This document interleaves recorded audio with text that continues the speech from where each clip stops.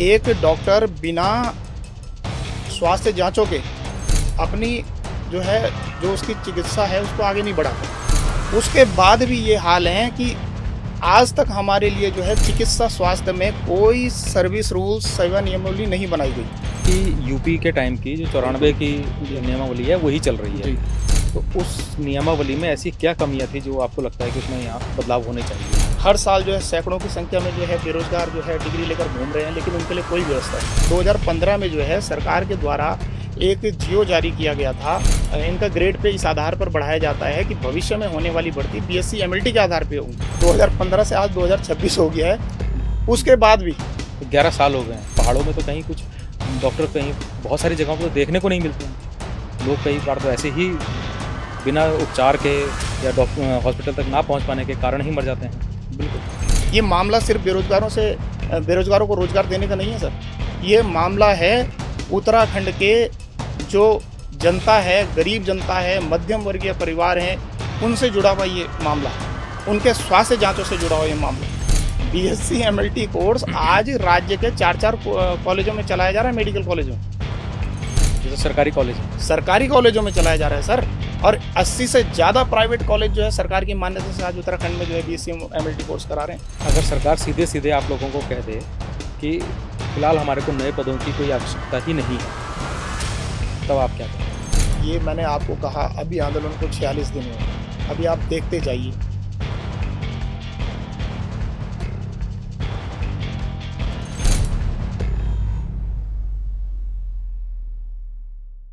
नमस्कार राणा जी, आज के हमारे पॉडकास्ट में आपका बहुत बहुत स्वागत है। धन्यवाद सर, आमंत्रित करने के लिए। तो राणा जी, हमने सुना है कि 46 दिन हो गए हैं आपको धरने पे बैठे। जी, ये क्या मैटर है धरने का? जी सर, धन्यवाद। पहले तो आपने यहाँ आमंत्रित किया, अपनी बात रखने का मौका दिया।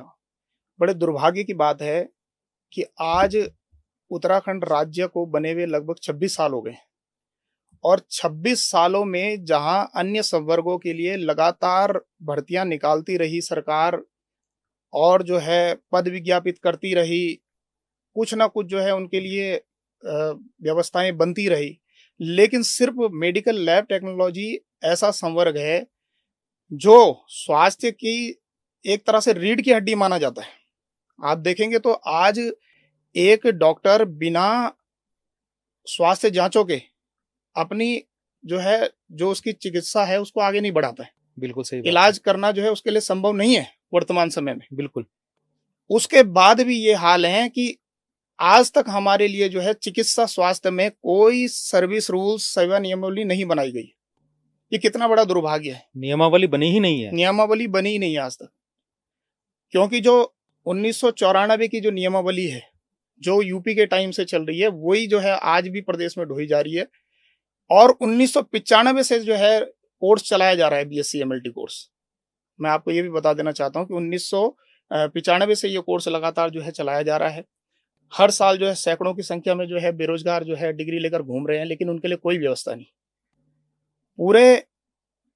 अब मैं उत्तराखंड की बात करूं, 4 मेडिकल कॉलेजों में सरकार कहती है कि मेडिकल कॉलेज बना रहे हैं, सब कुछ कर रहे हैं। 4 मेडिकल कॉलेजों में ये कोर्स चलाया जा रहा है बीएससी एमएलटी। बावजूद उसके कोई व्यवस्था नहीं, कोई माध्यम नहीं कि आप सेवा में आ सके। आज उत्तराखंड के अंदर 153 लोग जो सरकारी में हैं, जो ऑलरेडी पहले, क्योंकि डिप्लोमा अर्हता हुआ करती थी, डिप्लोमा के तहत वो लोग पहले से लगे हुए हैं। उसके बाद से आज तक बीएससी एमएलटी कोर्स जो लगातार चलाया जा रहा है, कोई भी बीएससी एमएलटी वाला चिकित्सा स्वास्थ्य में नौकरी नहीं पाया है। पाएगा कैसे जब नियमावली नहीं बनी? अच्छा, आपने नियमावली को लेके बोला कि यूपी के टाइम की जो 94 की नियमावली है वही चल रही है। जी। तो क्या उत्तर प्रदेश में ये नियमावली में कोई बदलाव हुए हैं? आपको ऐसे कोई जानकारी?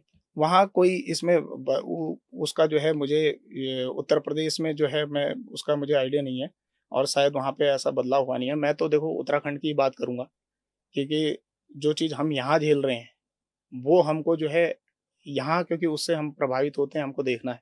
तो उस नियमावली में ऐसी क्या कमियां थी जो आपको लगता है कि उसमें यहाँ बदलाव होने चाहिए? बदलाव ये होने चाहिए थे कि देखिए, समय के साथ शिक्षा में जो अपग्रेडेशन होती है वो वास्तव में आवश्यक होती है।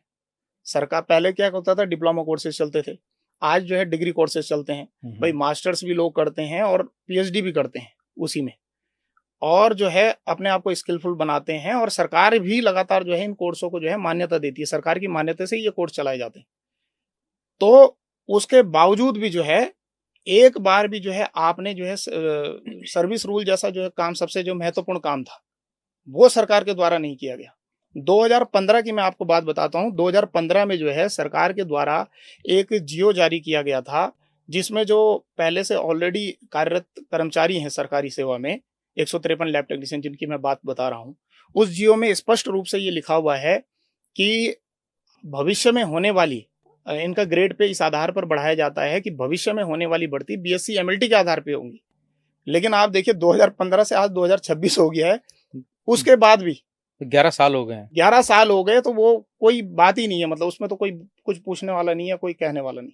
सर, जो 2015 में कहा गया था वो अभी तक लागू नहीं किया? अभी तक लागू नहीं हुआ। ओह, तो बड़ा दुर्भाग्य है। दुर्भाग्य ही है सर, हमारे लिए इससे बड़ा दुर्भाग्य क्या होगा कि युवा उत्तराखंड, युवा मुख्यमंत्री जी हमारे लगातार जो है कहते हैं 26,000 नौकरियां दी, 20,000 नौकरियां दी, 15,000 नौकरियां इसमें निकल गई। नौकरियां कहाँ है सर? और मेडिकल प्रोफेशन इतना जो है सबसे इम्पोर्टेंट, और जिसमें लैब टेक्नीशियन जो संवर्ग है हमारा, आप देखेंगे तो जैसे मैंने पहले भी बताया कि बिना जांचों के जो है अब स्वास्थ्य परीक्षण करना बहुत ही मुश्किल है। और स्वास्थ्य सेवाएं तो वैसे भी हमारे उत्तराखंड राज्य को अगर देखें तो उसकी तो यहाँ पे पहले ही बहुत कमियां हैं। बिल्कुल, उसमें डॉक्टर्स की भी कमी है। हर मतलब लगभग लोग पहाड़ों में तो कहीं कुछ डॉक्टर कहीं बहुत सारी जगहों पे तो देखने को नहीं मिलते हैं। लोग कई बार तो ऐसे ही बिना उपचार के या डॉक्टर हॉस्पिटल तक ना पहुंच पाने के कारण ही मर जाते हैं। बिल्कुल, ये देखिए सर, आपने बिल्कुल सही कहा, उत्तराखंड एक विषम भौगोलिक परिस्थितियों का प्रदेश है। आज उत्तराखंड के अंदर जब आप देखेंगे पर्वतीय क्षेत्रों में, जहां जो है एक प्रसूता को हजारों किलोमीटर दूर जाकर, सैकड़ों किलोमीटर दूर जाकर जो है एक छोटी सी जांच, हीमोग्लोबिन, भाई अगर किसी प्रसूता को खून चढ़ाए जाने की जरूरत है तो एक लैब टेक्नीशियन ही उसकी जांच करके बता सकता है इसका कितने ग्राम जो है इसके अंदर खून है। बिल्कुल सही बात लेकिन उस जांच को कराने के लिए जो है सैकड़ों किलोमीटर दूर जाना पड़ रहा है, और उसमें भी जो है कई बार अपनी जान से भी हाथ धोना पड़ रहा है। ऐसे भी बहुत सारे प्रकरण सामने आए हैं जहां स्वास्थ्य जो लापरवाहियां हुई हैं कहीं ना कहीं। और आप देखोगे कि हम जो अपनी मांगों को सरकार से कह रहे हैं, आईपीएचएस की हम बात कर रहे हैं, इंडियन प्राइमरी हेल्थ स्टैंडर्ड की हम बात कर रहे हैं, जो सरकार के द्वारा जो है अन्य संवर्गों में तो लागू कर दिया गया है, लेकिन लैब टेक्नीशियन उससे अछूता है। और जबकि ये राज्य की आवश्यकता है, हम सिर्फ अपने रोजगार की बात नहीं कर रहे हैं। ये मामला सिर्फ बेरोजगारों को रोजगार देने का नहीं है सर, ये मामला है उत्तराखंड के जो जनता है, गरीब जनता है, मध्यम वर्गीय परिवार हैं, उनसे जुड़ा हुआ ये मामला है, उनके स्वास्थ्य जांचों से जुड़ा हुआ ये मामला है। ये सिर्फ किसी बेरोजगार को रोजगार देने का मामला तक सीमित नहीं है। आप देखो, अगर सरकार हमारा आईपीएचएस लगाती है, आईपीएचएस के हिसाब से भर्ती करती है, तो जितने भी हमारे दूरस्थ पहाड़ी क्षेत्र हैं वहां स्वास्थ्य सुविधाएं बेहतर होंगी, लैब जांचें वहां पर की जा सकेंगी और अच्छी गुणवत्ता के साथ की जा सकेंगी। क्योंकि आप जो कोर्स चला रहे हैं बीएससी एमएलटी, उसमें व्यक्ति 3 साल पढ़ने के बाद 6 महीने अपनी ट्रेनिंग करने के बाद तैयार होता है, और लाखों रुपए फीस देने के बाद जो है वो जो है किसी तरह पढ़ पा रहा है। और लेकिन सरकार एक तरफ जो है नियमावली नहीं बना रही है, एक तरफ भर्ती नहीं कर रही है, और अपने 4-4 मेडिकल कॉलेजों में ये कोर्स चला रही है। बीएससी एमएलटी कोर्स आज राज्य के 4-4 कॉलेजों में चलाया जा रहा है, मेडिकल कॉलेजों में। ये तो सरकारी कॉलेज है, सरकारी कॉलेजों में चलाया जा रहा है सर। और 80 से ज्यादा प्राइवेट कॉलेज जो है सरकार की मान्यता से आज उत्तराखंड में जो है बीएससी एमएलटी कोर्स करा रहे हैं। आप देखिए हर साल क्या फिगर निकल कर आता है। अगर एक में आप माने कि 50 सीट भी किसी कॉलेज को अलॉट होती हैं या 30 सीट अलॉट होती हैं, तो वो फिगर कहाँ तक जाता है? सही बात है। हर साल बेरोजगार, लेकिन आपने जो है कोई ऐसा माध्यम नहीं निकाला। आज हमें कहा जाता है, जब हम सचिवालय जाते हैं या अधिकारियों से मिलते हैं, तो हमें ये कहा जाता है कि आप ऐसा करिए, जो पुराने बचे पद हैं उन्हीं पर हम भर्ती। हम कहते हैं आज तक आप कहाँ थे? वो पद आपको पहले क्यों नहीं दिखाई दिए? जो आज 2002 में 3 में जिसने कोर्स कर लिया, आज वो इतने साल जो है वो उसकी उम्र के जो पड़ाव को पार कर चुका है, वो कहाँ जाएगा? वो कहाँ जाएगा आप बताइए। भाई आपने इतने साल तक वैकेंसी नहीं निकाली, आप उस समय 50 पद निकालते, 100 पद निकालते तो जस्टिफाई भी होता। लेकिन आज आप कह रहे हैं कि उतने ही पदों पे आप भर्ती करेंगे जो पहले से सृजित हैं। तो ना तो उससे राज्य की स्वास्थ्य व्यवस्थाएं मजबूत होंगी और ना उससे जो है कहीं बेरोजगारों का भला होने वाला है। उतने पे कैसे ही काम चलेगा, क्योंकि अगर देखा जाए तो यहाँ पे हमारे विधानसभा क्षेत्र जो हैं अभी तो वैसे 70 हैं, लेकिन इनको बढ़ाने की बात चल रही है। जी तो अगर एक तरफ तो वो बढ़ाने के लिए बात चल रही है, दूसरी तरफ पदों को उतना ही रखने की, मतलब इस तरह की आप लोगों की कभी कोई बातचीत नहीं हुई? क्योंकि बिल्कुल हमने जनसंख्या तो बढ़ती जा रही है, बिल्कुल दिन प्रतिदिन जनसंख्या बढ़ रही है। प्रदेश में जो है अपने खुद के जो लोग हैं वो तो बढ़ ही रहे हैं, और बाहर से भी बहुत सारे लोग आ रहे हैं। तो इसके बावजूद भी संख्या उतनी ही रखी है, तो आप लोगों ने कभी इस चीज़ को लेके बात नहीं करी? हमारे द्वारा लगातार समय समय पे, आज से नहीं सर, हम वर्षों से ये लड़ाई लड़ रहे हैं। हमने इससे पहले जो हमारे माननीय मंत्री जी थे, डॉक्टर धन सिंह रावत जी, उनसे भी हमने जो है रिक्वेस्ट किया और तमाम मंचों से, आप देखेंगे तमाम मंचों से माननीय मंत्री जी ने ये घोषणा भी की कि भाई मैं तुम लोगों के लिए व्यवस्था कर रहा हूँ, तुम्हारा वर्षवार कर रहा हूँ, वर्षवार मेरिट के आधार पर तुम्हारी भर्ती कर रहा हूँ, तुम्हारे पद विज्ञापित कर रहा हूँ और लैब टेक्नीशियनों के लिए काम हो रहा है। और ये ऑन रिकॉर्ड है सर, मैं आपको ऐसे तमाम वीडियो साक्ष्य दे सकता हूँ जिसमें माननीय मंत्री जी अपनी बात पे ये बात कह रहे हैं कि भाई हम आपके लिए व्यवस्था कर रहे हैं। हम लगातार अधिकारियों से मिलते रहे, हमेशा हमें सांत्वना और आश्वासन दिया गया। इस सबसे क्षुब्ध होकर अब सर हमने ये निर्णय लिया। सोचिए आप, इतना प्रशिक्षित होने के बाद कितना बुरा लगता है, हमको कोई अच्छा नहीं लग रहा कि हम लोग जो है इस तरह से इतना प्रशिक्षित होने के बाद, हम में से बैचलर्स हैं, मास्टर्स हैं, इवन पीएचडी होल्डर्स हैं, और उसके बाद जो है एकता विहार धरना स्थल, जो कि सरकार के द्वारा, मैं तो वास्तव में कहूंगा कि बहुत अच्छी सुविधाओं से लैस, बहुत बढ़िया सुविधा वहां सरकार ने दी हुई है। बगल में गंदा नाला बहता है। आप अगर एक बार, वो धरना स्थल तो इसलिए दिया गया है कि वहाँ किसी की नजर ही ना आए। मैं वही कह रहा हूं सर, वो ऐसी जगह पे है जहां आपको कोई नोटिस ही नहीं करेगा, आप नजर में नहीं आएंगे क्या चल रहा है। एक तरफ आप बैठे रहो, आराम से अपना प्रोटेस्ट करते रहो। 19 मई को हमने सचिवालय कूच किया था। ये सब जब हमने देखा कि वर्षों से हम लगातार बीच बीच में प्रोटेस्ट भी करते थे, हमने देखा कि नहीं भाई, आज होगा कल होगा, आश्वासन मिलते रहे। 19 मई को हमने जो है सचिवालय कूच किया। कोई बात प्रशासन के साथ बन नहीं पाई। हमारी मांग थी कि माननीय मुख्यमंत्री जी तक हमारी बात पहुंचाई जाए, या जो भी हमारे स्वास्थ्य सचिव हमारी बात सुने। कुछ नहीं, पुलिस ने उठा के जबरन गाड़ियों में भर भर के हम लोगों को एकता विहार धरना स्थल पर छोड़ दिया। एकता विहार धरना स्थल पर जब हमें छोड़ दिया गया तो हमने कहा ठीक है, अब आप यही चाहते हैं, तो हमने उसी दिन जो है वहां पे हम एकत्रित हुए, और तब से अब तक आज 46 दिन हो गए, हम लगातार जो है धरना स्थल पर जो है धरना दे रहे हैं। इतना अच्छा, प्रशिक्षित आपके होने के धरना स्थल से याद आया मुझे कि अभी कुछ दिनों पहले आप लोगों ने वहाँ पे थालियां भी बजाई। बाद। बिल्कुल, तो ये विचार कैसे आया दिमाग में? ये विचार सर ऐसे आया कि हमारे देश के यशस्वी प्रधानमंत्री आदरणीय श्री नरेंद्र मोदी जी ने, जब कोरोना का समय हुआ था, कोरोना काल था, लोग बहुत कठिनाई में थे, जनजीवन अस्त व्यस्त हो गया था, लोग डर रहे थे, घरों से निकलने में लोग कतरा रहे थे, और एक कहीं ना कहीं जो है नेगेटिविटी सी छा गई थी, क्योंकि जिस बीमारी का इलाज नहीं पता चल पा रहा था, ये समझ ही नहीं आ रहा था कि ये है क्या, लोग डरे हुए थे। उस समय देश के प्रधानमंत्री जी ने सभी लोगों को एक सूत्र में बांधने के लिए, और तब कोरोना वॉरियर्स कहलाए जाने वाले हमारे अन्य भी स्वास्थ्य कर्मी, मैं सिर्फ लैब टेक्नीशियन की बात नहीं कर रहा हूँ, उसमें तो तमाम डॉक्टर्स, नर्सेस, स्वास्थ्य कर्मी और सफाई कर्मी, जितने भी हमारे लोग थे, वो उन लोगों को लिए जो है, उन लोगों को जो है एक तरह से जो है कोरोना वॉरियर्स कहा गया। फ्रंट लाइन में जो है आके हमने काम किया और सम्मान मिला, खूब वाहवाही हुई।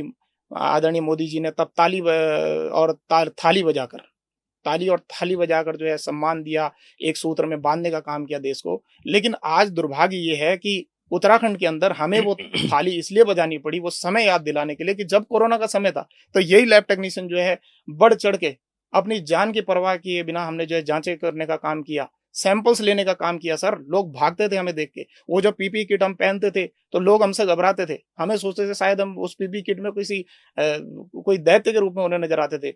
हालांकि लोग भागते थे उस टाइम पे, लेकिन जो है आज स्थिति इतनी दुर्भाग्यपूर्ण है कि हमें जो है उसका कोई सिला नहीं मिला। आज अब वो पीपीई किट नहीं है, लेकिन अब सरकार ने शायद आपको दैत्य समझ लिया है। बिल्कुल, मुझे लगता है। अच्छा, एक चीज और बताइए, 46 दिन हो गए हैं जी, और 19 मई को जब आप लोगों ने सचिवालय कूच किया था, जी, तो और आपको जबरदस्ती आप लोगों को उठा के धरना स्थल भेज दिया गया, जी, यानी कि सरकार को पता था जी, कि आप लोग कुछ ऐसी डिमांड कर रहे हैं और कुछ इस तरह का हंगामा किया जा रहा है, तो बिल्कुल। इसलिए आपको उठाकर धरना स्थल भेज दिया गया। और 46 दिन हो गए, क्या सरकार की तरफ से किसी ने कोई संपर्क करने की कोशिश करी? कोई पहल नहीं सर। 20 जून को उसके बाद हमने सीएम आवास कूच भी किया। हमने कहा कि हमारे युवा प्रदेश के युवा मुख्यमंत्री आदरणीय श्री पुष्कर सिंह धामी जी से हमने सोचा कि चलो वो तो कम से कम हमारी बात सुनेंगे। धाकड़ धामी, धुरंधर धामी, तमाम नामों से जो है उन्हें अलंकृत किया जाता है। मैंने कहा वो तो युवाओं की पीड़ा समझेंगे। इसीलिए हमने कहा कि हमने उनसे कोशिश की।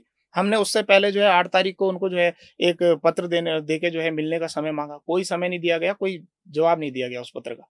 उसके बाद हमने निर्णय किया कि 20 तारीख को जो है हम 20 जून को हमने जो है सीएम आवास कूच किया। सीएम आवास कूच करने के बाद सरकार के द्वारा जो प्रतिनिधि भेजे गए थे, उन्होंने हमारी वार्ता जो है दूरभाष के माध्यम से हमारे स्वास्थ्य सचिव जी से कराई। स्वास्थ्य सचिव जी ने आश्वस्त किया कि मैं तुम्हारे लिए जो है एक मीटिंग हम पहले हम डेलीगेट साहब का आएगा और हम जो है सोमवार को इसमें जो है एक मीटिंग कर लेते हैं। उसके बाद बुलाया उन्होंने सोमवार को, उसके अगले ही दिन मतलब एक दिन बाद शनिवार को हमने किया था तो और सोमवार को बुलाया। सोमवार को बुलाने के बाद हमें कहा जाता है कि जल्द ही हम तुम्हारे लिए एक उच्च स्तरीय मीटिंग बिठाएंगे जिसमें हम तुम्हारी बात रखेंगे और तुम्हारे में से भी लोगों को बुलाकर तुम्हारी बात सुनेंगे। आज सर वो दिन था और आज का दिन है, कोई मीटिंग नहीं हुई। हमने फिर से पता करने की कोशिश की तो हमें कहा जा रहा है कि अभी 2-3 दिनों में कह रहे हैं कि कोई मीटिंग होगी और उसमें निर्णय लिया जाएगा। तो देखते हैं। अभी कुछ ऐसा हो ही नहीं रहा है। कुछ नहीं हो रहा है। अच्छा, आपके मैंने सुना था आपकी 4 सूत्रीय मांगे हैं कुछ, जी। तो वो क्या-क्या हैं आपकी मांगे? सर 4 सूत्रीय मांगों में जो मैंने सबसे पहले आपको बताया कि आईपीएचएस के हिसाब से इंडियन प्राइमरी हेल्थ स्टैंडर्ड जो भारत सरकार भी कह रही है और तमाम राज्यों में जो है देश के जो है ये लागू हो रहा है और लागू कर रहे हैं लोग, क्योंकि इससे कहीं ना कहीं जो है स्वास्थ्य व्यवस्थाएं सुदृढ़ होंगी। उसको जो है लागू किया जाए। आईपीएचएस मानकों के हिसाब से जो है पदों का सृजन किया जाए। वर्षवार भर्ती मेरिट के आधार पर की जाए, जैसे नर्सिंग की तर्ज पे और अन्य संवर्गों की तर्ज पे हमारी भी वर्षवार मेरिट के आधार पर भर्ती की जाए। तीसरा ये कि जो लोग इतने सालों में इस अनदेखी के कारण, नियमावली न बनने के कारण अपनी आयु अर्हता को पार कर चुके हैं या पार करने की कगार पे, उनके लिए जो है सरकार रास्ता निकाले, उनको जो है एक मुश्त छूट प्रदान करे। चौथा और सबसे महत्वपूर्ण सर जो बात मैं आपको बताना चाहता हूं, हम कहते हैं कि सरकारी लैबों का निजीकरण सरकार बंद करे। सरकार द्वारा प्राइवेट कंपनियों को ठेके पर लैबें दे दी गई हैं। सरकारी लैबें ठेके पे दे दी गई हैं। सरकारी लैबें, उससे कहीं ना कहीं ये सबसे बड़ा शोषण का कारण है हमारा। जब हम शुरुआत में मिलते थे अधिकारियों से, हम कहते थे सर ये क्यों किया जा रहा है। हमने भी इसमें जब शुरुआत में ये कंपनियां आई और इनको इस तरह से ठेका दिया गया तो हमने भाई क्यों, तो हमें ये कहा गया कि भाई ये सिर्फ वैकल्पिक व्यवस्थाएं हैं, ये टेम्परेरी है, क्योंकि अभी इतना वित्तीय संसाधन और ये सब जुटाना ठीक नहीं है। तो और हमें वही फ्री डायग्नोस्टिक स्कीम चलानी है, हमें लोगों को फ्री करना है। तो हमने कहा चलो ठीक है भाई, अगर ये वैकल्पिक व्यवस्था हमारी सरकार के पास कभी वित्तीय की तो कोई दिक्कत कभी रही नहीं है। तो वही विधायकों की तनख्वाहें देखो क्या आज कहाँ से कहाँ पहुंच गई हैं। बिल्कुल आप ठीक है। तो जब वो अपनी तनख्वाहें फटाफट बढ़ा सकते हैं, किसी से छुपा हुआ नहीं है। तमाम विधेयक पास हो जाते हैं रातों रात, लेकिन जब बात आती है बेरोजगार को नौकरी देने की, जब बात आती है उनके हक हकों को, तो सब जो है शांत पड़ जाते हैं, सारी चीजें खत्म हो जाती हैं उनके लिए। आप देखिए, यही मैं जो आपको बात बता रहा हूँ, ये निजीकरण का कितना बड़ा खेल चल रहा होता है। लेकिन अगर वो निजी लैबों को दिया गया है जी, प्राइवेट लैबों को, तो वहां पे भी तो पैसा दिया गया होगा, वहां पे भी तो हर टेस्ट पे पैसा देती ही होगी सरकार। बिल्कुल, ऐसा तो है नहीं कि फ्री में हो रहा है। बिल्कुल प्राइवेट सेक्टर जो है वो फ्री में तो करेगा नहीं। पैसा तो जा ही रहा है, सरकार पैसा तो दे ही रही है उनको भी, वो फ्री में आके थोड़े ना कर रहे हैं। उतने पैसे में तो बहुत सारे लोगों को नौकरी मिल सकती थी। बिल्कुल मिल सकती आप लोगों ने इस तरह की बात नहीं उठाई कभी? हमने लगातार सर, मैं वही तो कह रहा हूँ, जब हम अधिकारियों के पास जाते थे, माननीय मंत्रियों के पास जाते थे, तो हमेशा हमें ये आश्वस्त किया जाता था कि ये टेम्परेरी जो है हम एक वो कर रहे हैं, क्योंकि जो है हमें, लेकिन अगर वो सिर्फ वैकल्पिक व्यवस्था होती तो बात जमती। आज उसको परमानेंट करने का काम कर दिया गया सरकार के द्वारा, और ये सबसे बड़ा शोषण किया जा रहा है। और कहीं ना कहीं इन लैब कंपनियों की जो जांचों की गुणवत्ता भी लगातार मीडिया के माध्यम से उठाई गई हैं, लोगों के द्वारा बताई गई हैं। तमाम ऐसी रिपोर्टें, हमारे ऐसे साक्ष्य हमारे पास भी हैं जिनमें कहीं ना कहीं इनकी जो है जांच गुणवत्ता में कमी है।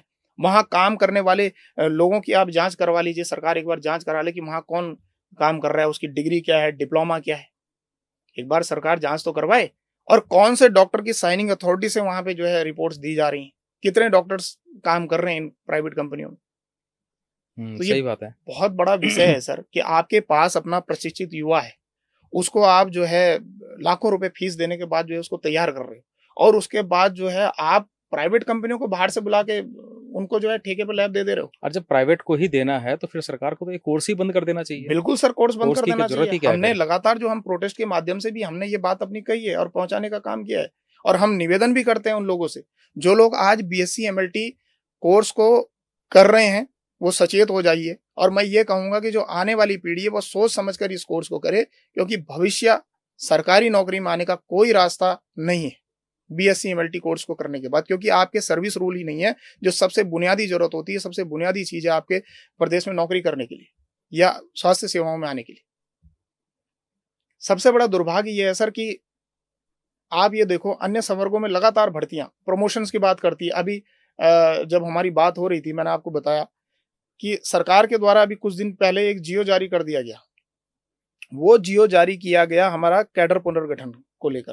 भाई ठीक है, ढांचा होना चाहिए, हम बड़े खुश हुए, हमने कहा अच्छी बात है, कल हम भी सेवा में आएंगे तो वो निसंदेह हमारे लिए भी लाभप्रद है और होना भी चाहिए। जो कर्मचारी इतने वर्षों से काम कर रहा है उसको पूरा हक बनता है प्रमोशन पाने का, और उसकी जो भी बुनियादी जरूरतें वो पूरी होनी चाहिए। बिल्कुल। लेकिन सर खेल देखिए, स्पष्ट तौर पर लिखा हुआ है और तमाम न्यूज चैनलों ने ये छापा, क्योंकि बिल्कुल उनको अंदर से वही जो कागज हम देख रहे हैं उसमें लिखा हुआ है कि आईपीएस मानकों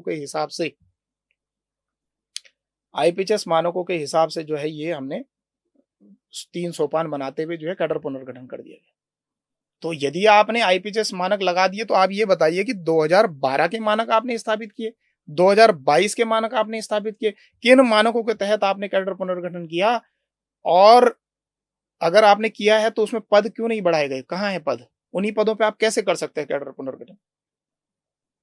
तो ये तो बड़ा गंभीर प्रश्न है। अच्छा, अभी आप कितने डिग्री धारक ऐसे हैं जो उत्तराखंड में अभी आपके धरने के साथ जुड़े हुए हैं और बेरोजगार हैं? जो सर आज रजिस्टर्ड की मैं बात करूं उत्तराखंड के अंदर तो लगभग 4000 रजिस्ट्रेशन होने को है। 4000 लोग लगभग हैं? लगभग 4000 लोग रजिस्टर्ड। और इस समय कितने पद खाली हैं?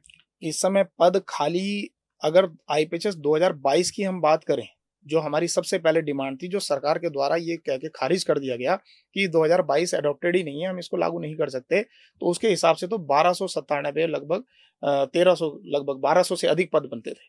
और आईपीएस 2012 की मैं बात करूं तो उसमें लगभग हमारे जो है 1100 के करीब पद बनते हैं।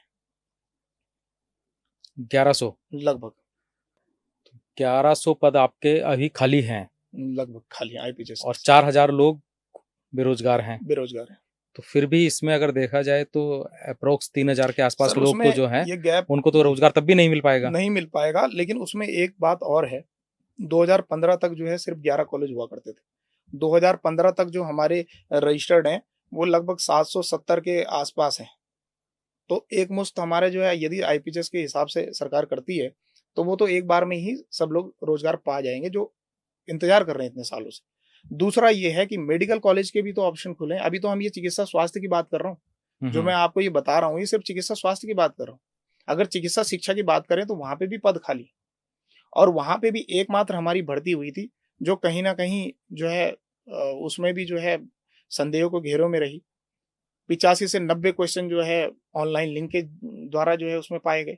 हमारे द्वारा आयोग जाकर जो है इसकी शिकायत भी दर्ज कराई गई थी, लिखित शिकायत दर्ज कराई गई थी, लेकिन भी उसमें भी 1 साल तक स्टे रहने के बाद लिपापोती कर उसका रिजल्ट जारी कर दिया गया। चिकित्सा शिक्षा में जो है ये इसमें कितने पद होंगे खाली? सर इसमें जहां तक मुझे लगता है कि 4 मेडिकल कॉलेज हमारे हैं तो लगभग 200 से अधिक पद तो खाली होंगे। 300 पद लगभग। 300 पद ये और 1100 वो जी, लगभग 1400 लोग। और ये तो वो हैं जो वर्तमान में हैं जी, और अभी तो चिकित्सा की तो बहुत जरूरत है बिल्कुल इसको एक विस्तार देने की हमारे पहाड़ों के हिसाब से अगर देखें तो सरकार को सोचना चाहिए। अच्छा, ये आपने बताया कि मुख्यमंत्री से आपने मिलने की कोशिश करी थी, तो आपने चिकित्सा मंत्री से भी मिलने की कोशिश करी थी? बिल्कुल।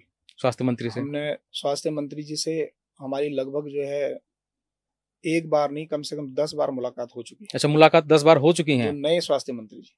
अच्छा, नए वाले से? नए स्वास्थ्य मंत्री जी की अच्छा, मैं बात पुराने वालों से नहीं हो पाई पुराने मुलाकात? वालों से भी लगातार मुलाकात हुई सर, उनके तो मैंने आपको बताया बयान है तमाम। तो इनको तो अभी बने हुए कुछ ही टाइम हुआ है, इतने इतने कम समय में 10 बार मुलाकात कर ली। आज हमारा दुर्भाग्य कहें सर कि क्या कहें, उत्तराखंड के अंदर जब जब हमें लगता है कि होप जगती है तब मंत्रियों के मंत्रालय बदल जाते हैं।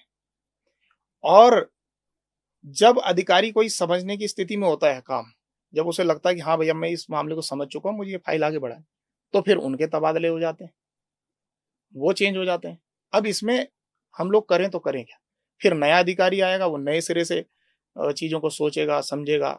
नए मंत्री जी आएँगे, वो भी उसको समझने में समय लगेगा। तो अभी जो नए मंत्री जी हैं, इनसे आप लोग 10 बार मिल चुके हैं। जी। तो इन 10 बार की मुलाकातों में क्या आपको लगता है, क्या रिज़ल्ट निकला है? सर, हमें पूर्ण उम्मीद, आशा है। आशा हमेशा जो है इंसान को, मुझे लगता है कि होप कभी भी नहीं खोनी चाहिए, और होप है हमें, क्योंकि आवश्यकता भी है। नए मंत्री जी ने आश्वस्त भी किया है कि भई मैं तुम्हारे लिए बिल्कुल इसमें रास्ता निकालूँगा, और वास्तव में ये गंभीर विषय है कि 26 सालों में तुम्हारे लिए जो है कुछ भी नहीं हुआ। और उन्होंने जो है हमारी फाइल लगातार जो है, जो हम उनके पास ले गए आवेदन, हुँ, उसको हुँ। जो है उन्होंने मार्क भी किया स्वास्थ्य सचिव को। जो मीटिंग थी, कहीं न कहीं जो है उनके ही उस पे जो है निर्देशन पे आगे बढ़ी। लेकिन सर, आज उस चीज़ का हो रहा है कि इतनी मीटिंग्स और मुलाकात के बाद भी, आज इतने दिन के बाद भी स्थिति जस की तस है। तो आपको क्या लगता है कि सरकार आपकी माँगों पे जो निर्णय लेने में देरी लगा रही है, इसके पीछे मुख्य कारण क्या होंगे? इसके पीछे मुख्य कारण, तो सबसे बड़ा कारण तो मैं सर एक मजबूरी जो मैंने आपको बताई कि निजीकरण का जो खेल सरकारी लैबों में खेला गया, वो सबसे बड़ा कारण है। देखो, निजीकरण को अगर हम मुख्य कारण मानें, तो ये तभी हो सकता है कि अगर वो निजी कंपनियाँ जो हैं, वो डिसीज़न लेने वाले लोगों को कुछ फ़ायदा पहुँचा रही हैं। अगर वो उनको डायरेक्टली कोई फ़ायदा नहीं पहुँचा रही हैं, तो डिसीज़न लेने में इसमें मेरे को तो नहीं लगता कि कोई दिक्कत आनी चाहिए। सर तो निसं आपने निजीकरण को ही टारगेट किया है, तो आपको क्या लगता है इसमें? सर, निजीकरण वास्तव में जो है किया जाना बहुत गलत है, और कहीं न कहीं कोई न कोई महत्वाकांक्षाएँ तो होंगी, किसी न किसी को। मैं डायरेक्ट किसी पर देखो बिना सबूतों के मैं एलिगेंस नहीं लगाना चाहूँगा। लेकिन कहीं न कहीं प्रश्न तो खड़े होते हैं कि अगर आपने इन बाहरी कंपनियों को उत्तराखंड के अंदर जो है ठेके पर आकर लैबें चलाने की परमिशन दी, तो किसी न किसी की तो महत्वाकांक्षाएँ जुड़ी होंगी। जबकि आपके पास अपना प्रशिक्षित बेरोज़गार धक्के खा रहा है, रोडों पर प्रोटेस्ट कर रहा है, कभी कूच कर रहा है। और जो कि ज़्यादा अच्छा प्रशिक्षित है। ज़्यादा अच्छा प्रशिक्षित है, और जो ये कंपनियाँ जो है ये चला रही हैं लैबें, उनकी एक बार जाँच हो जाएगी वहाँ पे काम करने वाले लोग कौन है। मतलब ये तो एक इस तरह का काम हो गया कि मेरे ही संस्थान से मैं किसी को प्रशिक्षित कर रहा हूँ और उसी को रोज़गार देने के बजाय मैं बाहर से किसी और को लेके आऊँ। बिल्कुल। और सर एक बात और है कि प्राइवेट में भी आप स्थिति देखिए, जो सरकारी सेवाएँ हैं, वहाँ पे हमारे लोग कॉन्ट्रैक्ट और संविदा के माध्यम से काम कर रहे हैं। वेतन विसंगति का भी मामला है कि चलो कुछ नहीं, तुम्हें संविदा और कॉन्ट्रैक्ट में काम कर रहे हैं, वहाँ एक परमानेंट कर्मचारी को लाखों रुपए तनख्वाह दी जा रही है। एक संविदा या जो कॉन्ट्रैक्ट में काम कर रहा है, उसको चंद हज़ार रुपए मिल रहे हैं। उस चंद हज़ार रुपए में उसके पूरे परिवार का भरण-पोषण की ज़िम्मेदारी उसके पास है। तो ऐसे में वो क्या करेगा आप बताइए? उसे कैसा महसूस होता होगा? वो वही काम वो भी कर रहा है। एक सरकारी आदमी वही काम कर रहा है, और उसी के जो है लाखों रुपए उसको दिए जा रहे हैं। और उसी काम के बदले एक जो है कॉन्ट्रैक्ट वाले व्यक्ति को, और कॉन्ट्रैक्ट्स भी ये सर ऐसे कॉन्ट्रैक्ट्स रिन्यू नहीं किए जाते हैं। अभी ऐसे कुछ हमारे साथी हैं, लड़के हैं, जो कोरोना के समय पे रखे गए थे, जिनको जो है सरकार ने उस समय कोरोना में आवश्यकता के हिसाब से जो है उनको तुरंत उनकी भर्ती करी। लेकिन कोरोना के बाद उनकी अनदेखी कर दी गई, उनको निकाल दिया गया। उसके बाद भी तमाम जो एजेंसियाँ उनके द्वारा भर्ती सरकार के द्वारा की गई, लेकिन उनके भी कॉन्ट्रैक्ट रिन्यू नहीं हो पा रहे। और स्थिति ये है कि उनमें से कइयों को मोबाइल टावर पर चढ़ना पड़ जा रहा है, आत्महत्या जैसे जघन्य कदम उठाने पड़ जा रहे हैं युवाओं को। हमारे पास एक लड़का सोहन रावत है, अभी कुछ समय पहले की बात है, वो जो है टावर पर चढ़ गया था, अपने कॉन्ट्रैक्ट के रिन्यू के लिए सरकार से गुरेज करते हुए कि भाई कम से कम आपने मुझे रखा, इतने समय मेरे से काम लिया, तो आप मेरा ये कीजिए, इसको रिन्यू कीजिए। अच्छा, एक चीज़ बताइए कि जो ये निजी लैब हैं हुँ। और सरकारी लैब, इन दोनों में आपको क्या अंतर लगता है कि इनके जो लैब टेस्ट के जो रिजल्ट्स हैं, मतलब जो संसाधन निजी लैब के पास हैं, जो मशीनें उनके पास हैं और जो सरकारी लैब के पास जो सर मशीनें हैं, सर जी, सरकार के पास कोई कमी नहीं है। अत्याधुनिक मशीनें धूल फाँक रही हैं अस्पतालों में। कई यूज़ ही नहीं हो रही हैं। यूज़ ही नहीं हो रही हैं। होंगी कैसे? मैन पावर नहीं है। जो लोग ऑलरेडी काम कर रहे हैं वो ओवरबर्डन है। भई आप जो काम 900 लोगों ने, 1000 लोगों ने करना है, वही काम आप 150 लोगों से करा रहे हो, या चलो कॉन्ट्रैक्ट भी मान लो तो 300-400 लोगों से आप करा रहे हो, या 500 लोगों से करा रहे हो। तो ओवरबर्डन तो हो गई। अच्छा, आपके हिसाब से एक चीज़ और बताइए कि अब बात करते हैं मरीज के लिए। जी। आपने स्टार्टिंग में हमारी बातचीत हुई थी जिसमें ये था कि डॉक्टर जो हैं वो बिना लैब रिपोर्ट्स के आज के समय में जो है उन इलाज करना लगभग असंभव जैसी बिल्कुल, बात है। बिल्कुल सर। ठीक है। तो जो निजी लैब की रिपोर्ट्स आ रही हैं और जो सरकारी लैब की रिपोर्ट्स हैं, इन दोनों में क्या असर पड़ेगा एक मरीज को लेके अगर हम देखते हैं तो? उसके स्वास्थ्य पे, उसके उसकी चिकित्सा के ऊपर जो डिसीज़न लेने हैं डॉक्टर ने, उसमें क्या कुछ असर पड़ेगा? सर, अगर कोई अप्रशिक्षित व्यक्ति, आप निजी लैब, प्राइवेट लैब्स की बात कर रहे हैं, हुँ, जो हुँ। बाहर प्राइवेट लैब चल रही हैं, बिल्कुल। तो निसंदेह जो कुछ जिनको अच्छी, ठेके मिले हुए हैं। जिनको ठेके मिले हुए हैं, हुँ, जिनको ठेके मिले, सर मैं ये कह रहा हूँ कि बात मशीन की नहीं है, बात ये नहीं कि रिएजेंट कैसे यूज़ हो रहा है, क्या हो रहा है, मेन ये है कि वो जो काम करने वाला व्यक्ति वो कौन है? अगर वो पढ़ा-लिखा प्रशिक्षित व्यक्ति टेस्ट लगा रहा है, तब तो निसंदेह आपको उसमें क्वालिटी मिलेगी। वो पूरी कोशिश करेगा, अपनी नॉलेज, अपनी स्किल को यूज़ करेगा, उसको सही रिज़ल्ट देगा, क्योंकि उसने पढ़ाई उस चीज़ की है। पर यदि वहीं वो अनस्किल्ड व्यक्ति को कम पैसों में सैलरी पे रखा जा रहा है, तो वो कैसे आपको सही जाँच करके देगा, आप बताइए? तो ये तो कयास वाली बात हो गई, मतलब इसमें कोई पक्का नहीं है कि वहाँ पे प्रशिक्षित व्यक्ति है या नहीं है। ऐसा तो कोई क्लियरेंस नहीं है इस चीज़ का। हो सर, सकता है कि प्रशिक्षित भी हो। मैं आज भी कह रहा हूँ कि जाँच करा लें। अगर आप जाँच करवाने पे सरकार आ जाए, तो आज तमाम जितनी भी जो है ये प्राइवेट कंपनियों को जो टेंडर दिया गया है, उनके द्वारा जो ये लैब जाँच करने का काम किया जा रहा है, वहाँ पे आप देखेंगे तो भारी तादाद में आपको जो अप्रशिक्षित लोग मिलेंगे, जिन्होंने ये कोर्स नहीं किया, मतलब ये कोर्स किया ही नहीं है। ना तो उनके पास डिप्लोमा है, ना उनके पास डिग्री है। मैं कह रहा हूँ सरकार जाँच कराए एक बार। तो आपको लगता है कि सरकार अगर इस जाँच को करवाती है और इसका अगर रिज़ल्ट गलत आता है तो ये तो उन्हीं के डिसीज़न के ऊपर उँगली उठ जाएगी। तो वो क्या ये जाँच सही तरीके से हो पाएगी, आपको लगता है ऐसा? बिल्कुल नहीं हो पाएगी। ऐसा क्यों करेंगे? तो फिर आप ऐसी जाँच की माँग ही क्यों कर रहे हैं? ऐसी जाँच की माँग, सर, हम अप्रशिक्षित हैं, हमें लगता है कि अगर सरकार ये करेगी तो निस्संदेह कहीं न कहीं जो है, जो बेरोज़गार हैं उनके लिए नई व्यवस्थाएँ बनेंगी।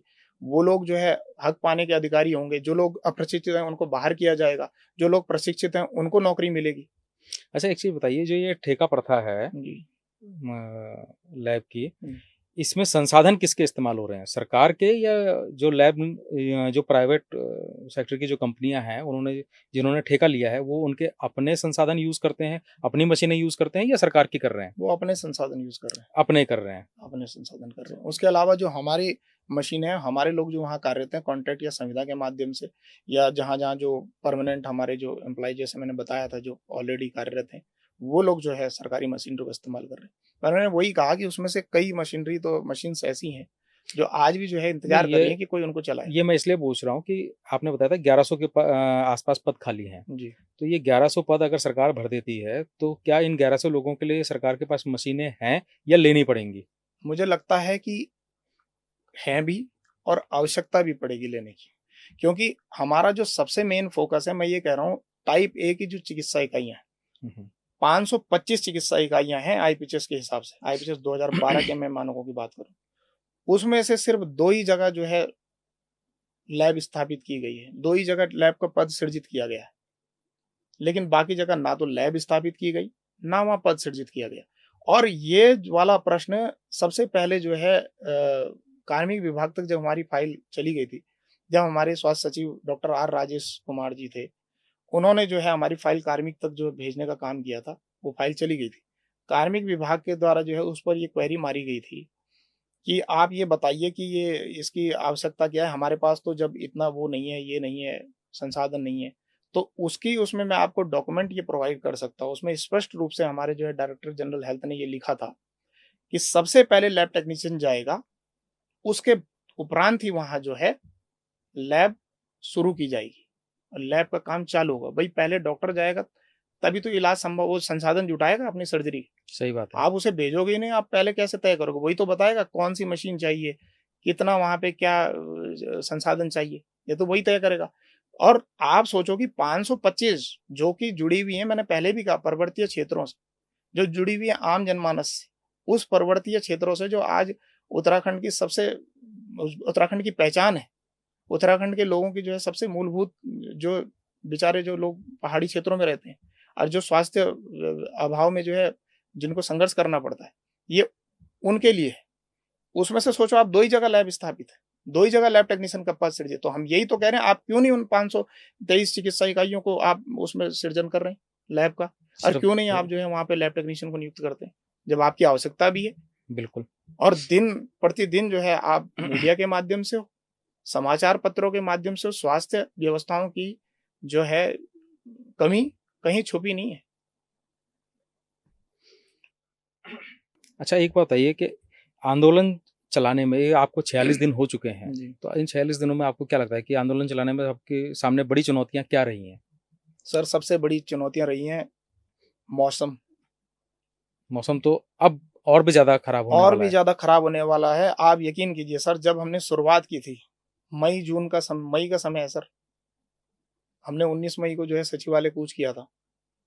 उतनी तपती गर्मी में जो है सचिवालय कूच किया। 20 जून को सीएम आवास कूच किया और उस बीच लगातार हम धरना स्थल पर बने हुए हैं।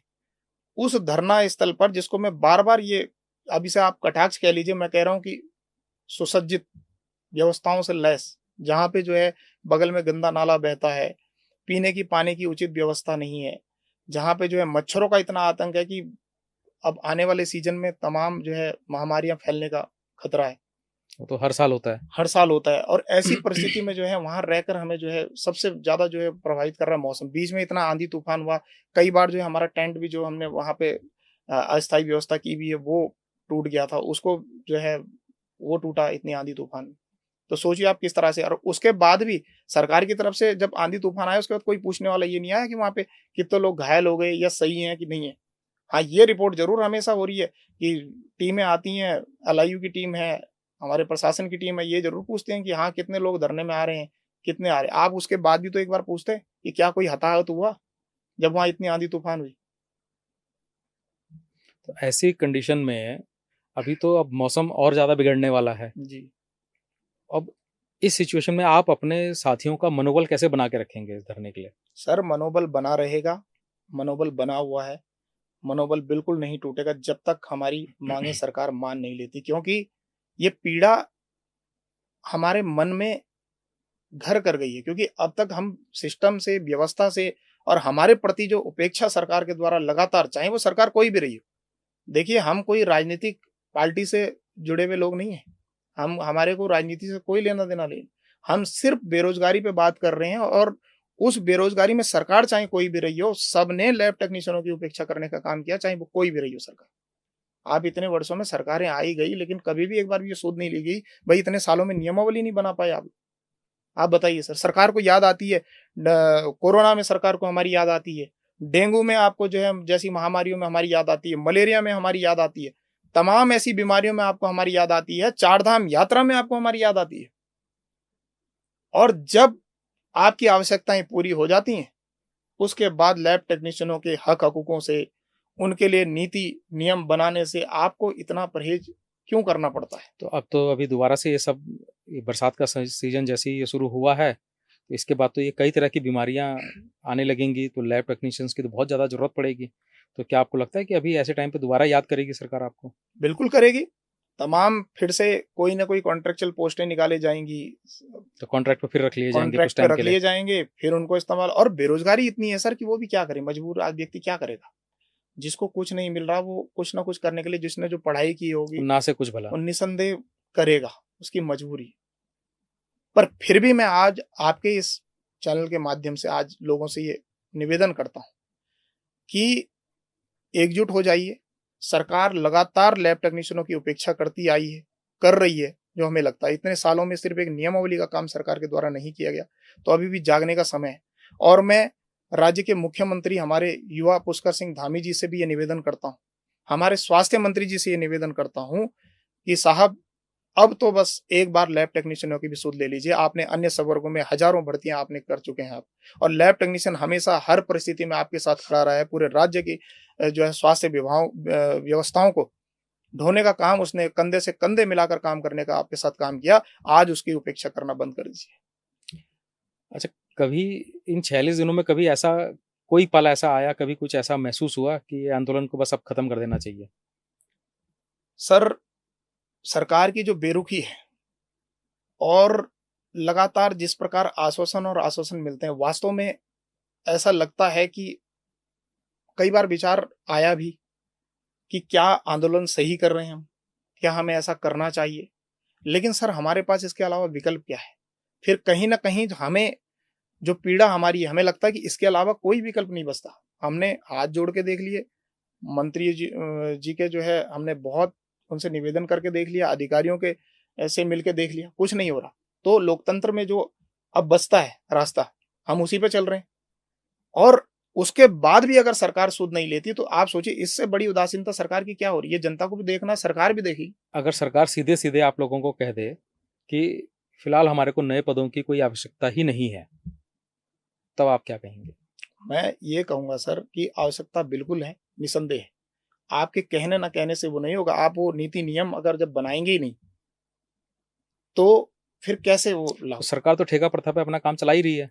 अगर वो कह देती है आपको सीधा-सीधा कि भई हम नए पद निकाल ही नहीं रहे हैं, हमें ज़रूरत ही नहीं है, ठेका प्रथा से हमारा काम अच्छे से चल रहा है, कम पैसा खर्च हो रहा है, तो ऐसे में आप लोग ऐसे क्या में कहेंगे? सर ये मैंने आपको कहा अभी आंदोलन को 46 दिन हुए हैं। अभी आप देखते जाइए, आने वाले समय में पूरे प्रदेश के लैब टेक्नीशियन वो कदम उठाने जा रहे हैं, जिससे सरकार को सोचने पर मजबूर होना पड़ जाएगा क्योंकि अब हम मजबूर हैं और हमारे बिल्कुल हम लोग जो है एकदम त्रस्त हो चुके हैं। अच्छा, ये आपको मालूम है कि ये सीज़न अब ऐसा आ गया है कि जब सरकार को कई टेक्नीशियंस की ज़रूरत पड़ेगी, तो वो कॉन्ट्रैक्चुअल बेसिस पे पद निकालेंगे और चाहेंगे कि भर्ती हों। तो जाएँगे तो लोग आप ही लोगों के बीच में से। तो क्या आपको लगता है कि ये जो 4000 लोग आपके साथ जुड़े हुए हैं, ये आपके साथ रहेंगे उस मूवमेंट पे या धरना छोड़कर चले जाएँगे? मुझे लगता है सर जो मुहिम हमने शुरू की है, दिनों-दिन लोग हमारे साथ बढ़ते चले जा रहे हैं। शुरू के दिन जहां हमारे साथ 50 लोग नहीं खड़े थे, आज हमारे साथ 500 लोग खड़े हैं। कल 1000 लोग खड़े होंगे और परसों 2000 लोग खड़े होंगे। लगातार लोग हमसे जुड़ रहे हैं और इवन यहीं से नहीं, हमें सोशल मीडिया के माध्यम से अन्य राज्यों से भी ये लोग जो है जागना शुरू हो गए हैं। हमें लगातार समर्थन मिल रहा है और ये कहा जा रहा है कि आप बहुत सही कदम कर रहे हो, बहुत अपनी माँगों को माँगना और न्यायोचित माँग है, उनके लिए आप लड़ रहे हैं। तो निसंदेह लोग हमसे जुड़ रहे हैं और आगे जुड़ेंगे, मुझे पूरा विश्वास है। अच्छा, अगर अभी मुख्यमंत्री जी आपका ये इंटरव्यू देख रहे हैं जी, और स्वास्थ्य मंत्री जी भी देख रहे हैं, तो आप उन दोनों को क्या कहना चाहेंगे?